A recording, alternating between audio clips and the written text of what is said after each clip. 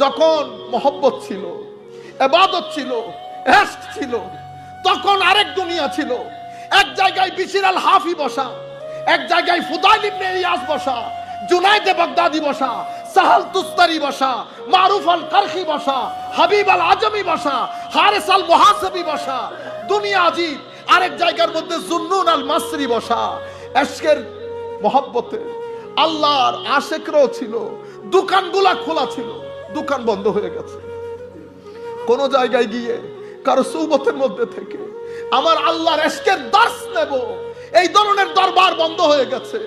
এখন আর এই ধরনের সওদাগরও কেউ নাই, ক্রেতাও কেউ নাই, খাল খাল কিছু কিছু রয়ে গেছে।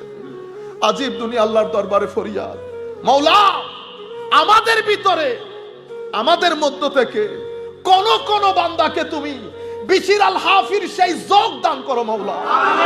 হযরতে মুজাদ্দিদে আল-ফিসানির যোগ দান করো মাওলা। ইমামে গজালির সেই গজালিয়ত দান করেন। মাওলায়ে রুমের রুমিয়ত দান করেন। খাজা মুঈনুদ্দিনের চিশতিয়ত দান করেন, যাতে এই পরন্ত বিকালে আমরা আমাদের ঈমানের হেফাজত করতে পারি।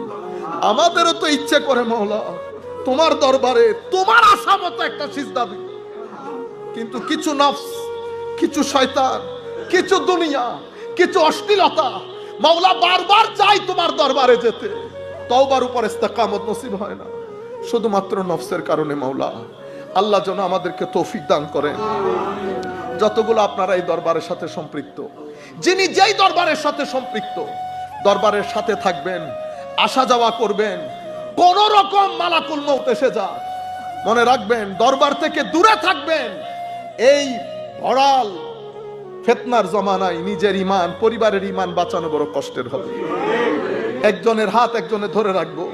মাওলাই করিম জানেন কার সিনার ভিতরে মাওলা কোন ইশকের আলো জ্বালিয়ে দিয়েছেন, সেই একজনের ইশকের আলোর মাধ্যমে যেন আল্লাহ আমাদেরকেও সালামতে রাখে।